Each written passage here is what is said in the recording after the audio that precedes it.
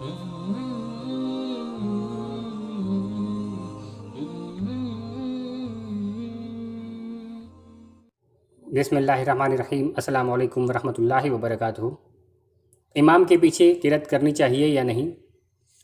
हनफी फ़िक़्ह के मानने वाले हम लोग इमाम के पीछे किरत करने को मना करते हैं और इसे नाजायज़ समझते हैं।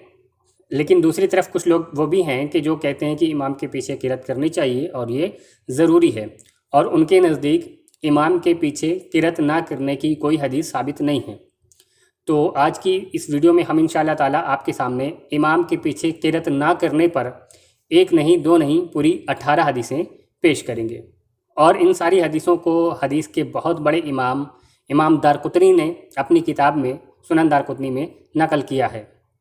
तो आइए हम वन बाय वन इंशाअल्लाह ताला वो हदीसें आपके सामने पेश करते हैं।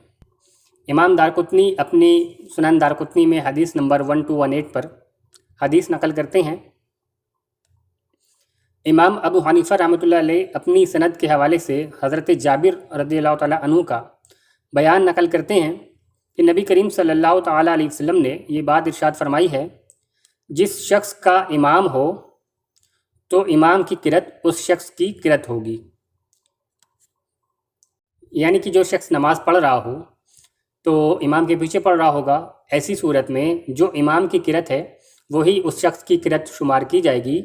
यानी कि उस शख्स को अपनी तरफ से कोई किरत करने की ज़रूरत नहीं है। ये बात किसने बयान की? ख़ुद रसूलुल्लाह सल्लल्लाहु ताला अलैहि वसल्लम ने बयान की है, और आपसे आपके सहाबी रसूल हज़रत जाबिर ने सुनी है, और उनसे इमाम आज़म अबू हनीफ़ा रज़ियल्लाहु ताला अन्हु ने सुनी है। आइए मज़ीद इस पर हदीसें पेश करता हूँ। दूसरी सनद में नकल करते हैं इमाम दारक़ुतनी, यहाँ पर भी हज़रत जाबिर रज़ियल्लाहु ताला अन्हु से रिवायत है। वो फरमाते हैं कि एक मरतबा नबी करीम सल्लल्लाहु ताला अलैहि वसल्लम ने हमें नमाज़ पढ़ाई। आपकी इब्तिदा में एक साहब ने किरत करना शुरू कर दी, तो नबी करीम सल्लल्लाहु अलैहि वसल्लम के असहाब में से एक ने उसे रोका। जब नबी सल्लल्लाहु अलैहि वसल्लम नमाज़ पढ़कर फ़ारिग हुए तो उन दोनों में बहस शुरू हो गई। पहले वाले साहब बोले कि क्या आप मुझे नबी सल्लल्लाहु अलैहि वसल्लम की इब्तिदा में किरत करने से रोक रहे हैं? उन दोनों के दरमियान बहस छिड़ गई। इस बात का पता नबी करीम सल्लल्लाहु अलैहि वसल्लम को चला तो आप सल्लल्लाहु अलैहि वसल्लम ने इरशाद फरमाया, जो शख्स इमाम की इब्तिदा में नमाज़ पढ़ रहा हो तो इमाम की किरत ही उस शख्स की किरत शुमार होती है।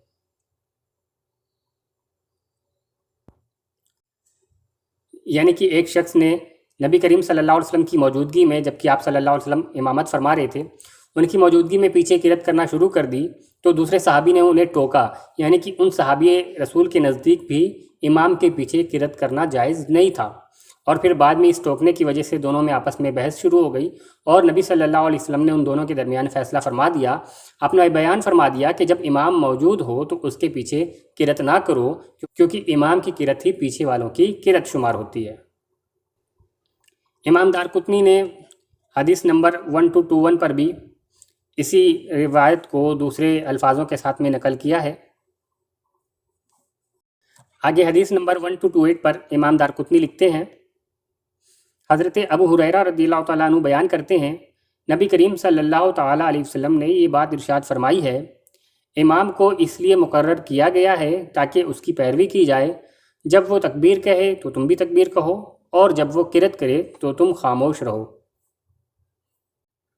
देखें, यहाँ पर भी नबी करीम सल्लल्लाहु अलैहि वसल्लम ने बिल्कुल वाज़ेह हुक्म दिया है कि जब इमाम किरत कर रहा हो तो आपको खामोश रहना है। इसी हदीस को इमाम दारक़ुतनी ने आगे 1229 पर भी नकल किया है दूसरी सनद के साथ। फिर इसी रिवायत को हल्के से अल्फाज के बदलाव के साथ इमाम दारक़ुतनी हदीस नंबर 1230 पर नकल करते हैं। हज़रत अबू हुरैरा रज़ियल्लाहु ताला अन्हु का फरमान है, इमाम को इसलिए मुकर्रर किया गया है ताकि उसकी पैरवी की जाए। तुम उससे इख्तिलाफ़ ना करो, यानी कि उससे कुछ अलग ना करो। जब वो तकबीर कहे तो तुम भी तकबीर कहो, और जब वो किरत करे तो तुम खामोश रहो। इमाम दारक़ुतनी हदीस नंबर 1232 पर रिवायत नकल करते हैं।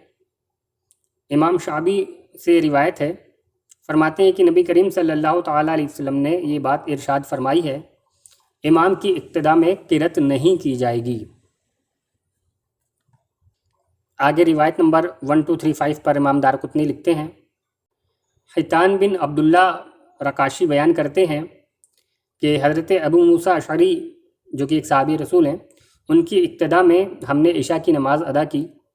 اس کے بعد انہوں نے ایک لمبی حدیث بیان کی جس کے الفاظ اس طرح ہیں: نبی کریم صلی اللہ علیہ وسلم نے ہمیں خطبہ دیا، آپ صلی اللہ علیہ وسلم نے ہمیں نماز کا طریقہ سکھایا اور ہمارے سامنے اپنی سنت کو بیان کیا۔ آپ صلی اللہ تعالیٰ علیہ وسلم نے ارشاد فرمایا، تم لوگ صفوں کو قائم رکھو، پھر تم میں سے کوئی ایک تمہاری امامت کرے، جب وہ تکبیر کہے تو تم بھی تکبیر کہو، اور جب وہ قرأت کرے تو تم لوگ خاموش ہو جاؤ۔ اسی روایت کے بارے میں امام دارقطنی نے حدیث نمبر 1239 پر ایک اور سند نقل کی ہوئی ہے۔ اس کے آگے حدیث نمبر 1240 پر امام دارقطنی لکھتے ہیں، حضرت علی رضی اللہ تعالیٰ عنہ ارشاد فرماتے ہیں، جو شخص امام کی اقتداء میں قرأت کرے اس نے سنت کی خلاف ورزی کی ہے۔ یعنی کہ حضرت علی رضی اللہ تعالیٰ عنہ کے نزدیک امام کی موجودگی میں قرأت کرنا یہ سنت کے خلاف ہے۔ روایت نمبر 1241 پر امام دارقطنی نے اسی روایت کے لیے ایک اور سند نقل کی ہے۔ پھر اسی روایت کو ایک اور سند سے امام دارقطنی نے حدیث نمبر 1242 پر نقل کیا ہے۔ یہاں پر بھی حضرت علی کے وہی الفاظ ہیں کہ جس نے امام کے پیچھے قرأت کی اس نے سنت کی خلاف ورزی کی ہے۔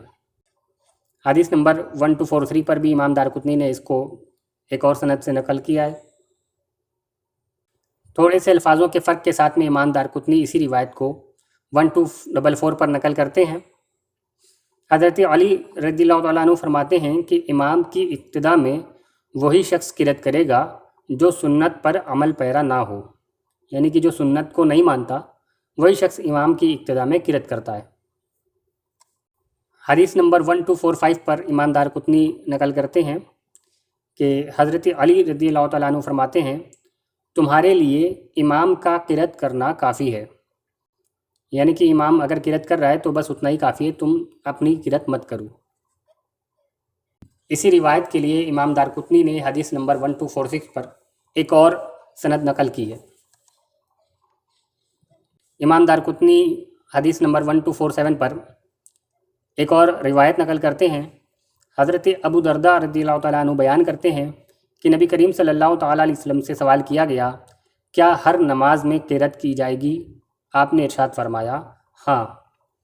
تو انصار میں سے ایک شخص نے عرض کیا کہ پھر تو یہ واجب ہو گئی، یعنی قرأت تو واجب ہو گئی۔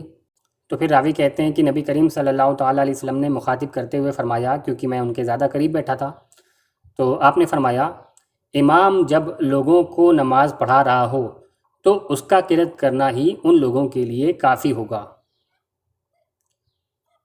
یعنی کہ نبی کریم صلی اللہ علیہ وسلم نے جو پہلے یہ فرمایا تھا کہ ہر رکعت میں قرأت کی جائے گی، یہ اس سینس میں، اس سچویشن میں ہے کہ امام جو ہے وہ موجود نہ ہو بلکہ انسان اکیلے نماز پڑھ رہا ہو، تب وہ ہر رکعت میں قرأت کرے گا۔ اور اسی کو کلیئر کرتے ہوئے آگے نبی کریم صلی اللہ علیہ وسلم نے وضاحت فرما دی کہ لیکن جب امام موجود ہو تو اس صورت میں اس کا قرأت کرنا ہی تم سب کے لیے کافی ہوگا، تمہیں قرأت کرنے کی ضرورت نہیں ہے۔ اسی روایت کے لیے امام دارقطنی نے 1248 پر ایک اور سند نقل کی ہے۔ یہاں پہ حضرت ابو درداء رضی اللہ تعالیٰ عنہ فرماتے ہیں کہ میں یہ سمجھتا ہوں کہ امام کا قرأت کر لینا ہی سب کے لیے کافی ہے۔ یعنی کہ صحابی رسول نے بھی حدیث سے یہی سمجھا ہے کہ امام کا قرأت کرنا دوسرے لوگوں کے لیے کافی ہے، انہیں قرأت کرنے کی ضرورت نہیں ہے۔ تو یہ کچھ حدیثیں ہم نے آپ کے سامنے پیش کر دی بالکل صراحت کے ساتھ میں۔ اس میں نبی کریم صلی اللہ علیہ وسلم کا اپنا فرمان بھی موجود ہے، اس میں صحابی رسول کا اپنا فرمان بھی موجود ہے، حضرت علی کا فرمان موجود ہے، حضرت ابو درداء رضی اللہ تعالیٰ عنہ کا اپنا فرمان بھی، اپنی فہم بھی موجود ہے۔ انہوں نے خود فرمایا کہ میں یہ سمجھتا ہوں کہ امام کی موجودگی میں قرأت نہیں کرنی چاہیے اور امام کی قرأت لوگوں کی قرأت شمار ہوتی ہے۔ تو دیکھیں، حدیثوں کو اسی طرح سے سمجھا جائے گا جس طرح صحابی رسول نے سمجھا ہے کہ نبی کریم صلی اللہ تعالیٰ علیہ وسلم سے جو حدیثیں منقول ہیں کہ ہر رکعت میں قرأت کی جائے یا پھر قرأت کرنا ضروری ہے، ان کا تعلق اس بات سے ہے کہ جب انسان اکیلے نماز پڑھ رہا ہو تو پھر اس کے لیے قرأت کرنا ضروری ہے اور قرأت کے بغیر نماز نہیں ہوگی۔ لیکن جب وہ امام کے اقتداء میں نماز پڑھ رہا ہوگا تو پھر اس کے لیے امام کا قرأت کر لینا ہی کافی ہے اور اسے قرأت کرنے کی اجازت نہیں ہے۔ حضرت علی فرماتے ہیں کہ جو شخص امام کی موجودگی میں قرأت کر رہا ہو تو یعنی کہ وہ سنت کی خلاف ورزی کر رہا ہے۔ امید ہے آپ کو ویڈیو پسند آئی ہوگی۔ اسے زیادہ سے زیادہ لائک کریں، چینل کو سبسکرائب کریں، اپنے دوست احباب کو شیئر کریں، ہو سکتا ہے آپ کے ذریعے کسی کی اصلاح ہو جائے۔ السلام علیکم ورحمۃ اللہ وبرکاتہ۔